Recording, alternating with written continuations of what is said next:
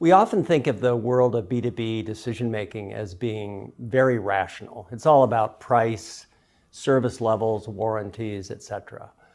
Our research shows that that's not true, that there's a lot of emotion involved in B2B decision-making. So for example, there's a lot of anxiety involved in big decisions that cost a lot of money and can have a big impact on an organization or even on one's career. We've done a lot of research with B2B customers, and we've identified 40 elements of value that are in play in the world today. Some of these are table stakes, things that have to be done. Otherwise, you don't have a business. You have to be ethical, for example. We've also found functional elements of value that have to do with the economic benefits to companies.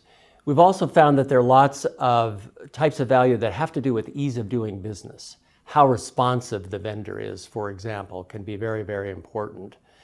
Then there are individual types of value that have to do with, let's say, the careers of decision makers, also their desire for learning, for example. And then there are aspirational types of value that really have to do with the buyer's desire to make the world or their company a better place. At Bain, we understand how important B2B decision-making is and how complex it is. So we actually surveyed over 2,000 decision makers in two industries, IT infrastructure as well as commercial insurance. And in analyzing this data, we uncovered the fact that, like in the B2C world, the more elements of value one delivers on, the better in predicting future revenue and net promoter score. Companies that want to use the elements of value should start by benchmarking how they're doing versus their near-in competitors. Where are they doing well? Where are they doing poorly?